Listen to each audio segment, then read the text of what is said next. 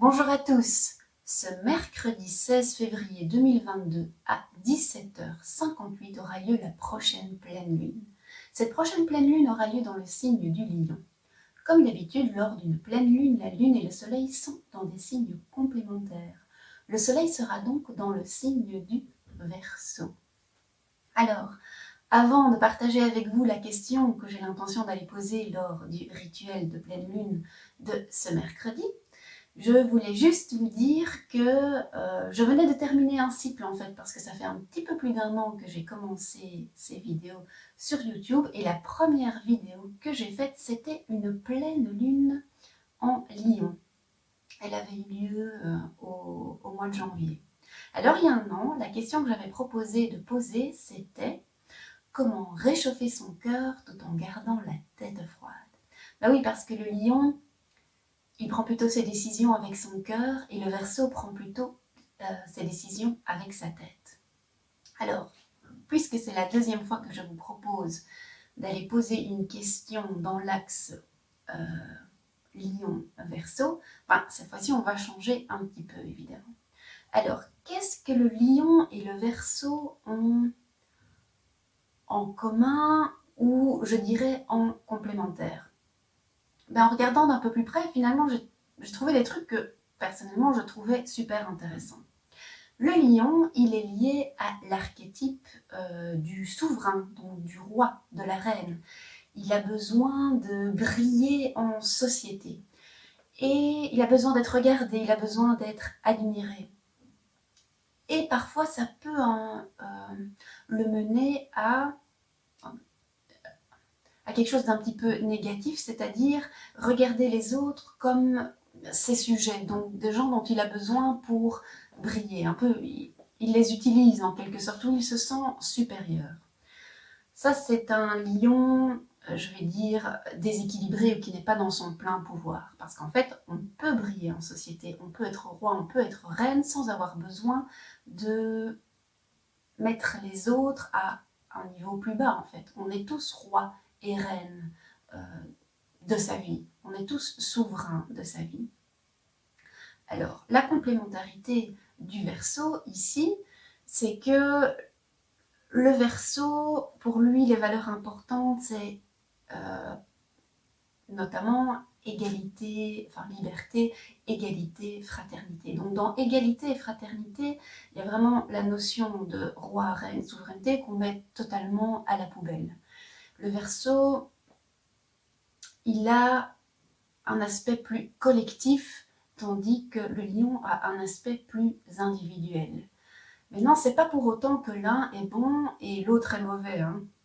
Vous savez bien mes avis sur ce genre de questions. En fait, l'idée, c'est toujours de prendre le meilleur des deux et de les intégrer.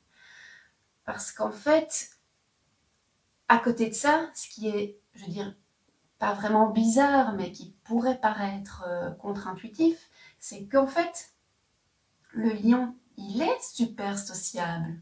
Il a une vie sociale super cool, super géniale. Bon, c'est pas vraiment le bon mot, mais... Et aussi, il est très généreux, il est toujours prêt à aider tout le monde et il partage sa richesse et son abondance avec tout le monde. Donc, quelque part, c'est l'archétype du roi, mais c'est l'archétype du roi généreux. Tandis que le Verseau, même si lui, il est à fond pour le collectif, il est à fond pour l'égalité, c'est l'archétype plutôt, comment on va dire ça, du gars qui reste tout seul dans son coin. Il veut le bien de l'humanité, mais c'est pas le signe le plus sociable, quoi. Loin de là. Il a un côté un peu excentrique, il a un côté toujours à la recherche de l'innovation. C'est un peu un petit génie technique aussi, mais du coup, il est plutôt solitaire. Même s'il aime la société, même si il agit pour le bien de la société, mais en attendant, il n'est pas toujours dans la société, il est parfois à côté. Alors que le lion, il est à fond inclus dans la société, il en a besoin pour vivre, il a besoin de briller, il a besoin qu'on le regarde, mais il est un petit peu plus individualiste, tout en étant hyper généreux, ce que le Verseau n'est pas. Donc vous voyez, on est un peu dans l'axe individuel-collectif, mais avec poussé à l'extrême des qualités et des défauts chez les deux, autant chez le lion que chez le Verseau. Alors après tout ça, quelle est la question que j'ai l'intention de poser? Eh bien, il y a deux questions. Une question très générale, c'est d'abord comment trouver l'équilibre entre briller en société tout en gardant à l'esprit le bien-être de la société, le bien-être collectif. Ça, c'est une question assez générale.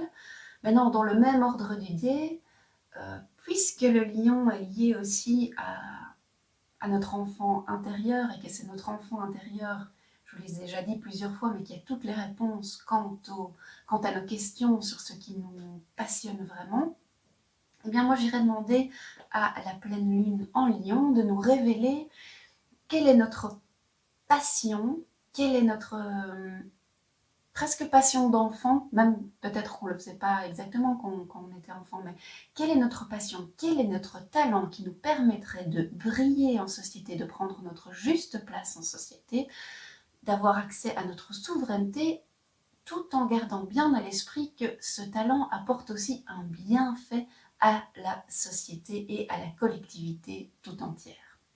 En fait, c'est un peu une fausse question parce que généralement, si vous avez un talent ou une passion, eh bien, par définition, ça vous permet de briller, mais ça ne vous apporte pas que de l'abondance à vous, ça apporte aussi un bienfait au collectif. Bah, ça, c'est ma croyance, évidemment, c'est ma définition d'un talent ou d'une passion.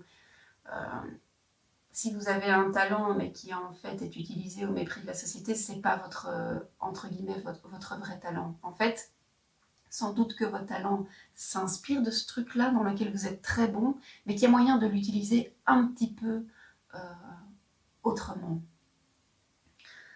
Voilà, c'est la question que je vous propose d'aller poser pour le rituel de ce mercredi et je vous souhaite une excellente pleine lune en Lion. À tout bientôt!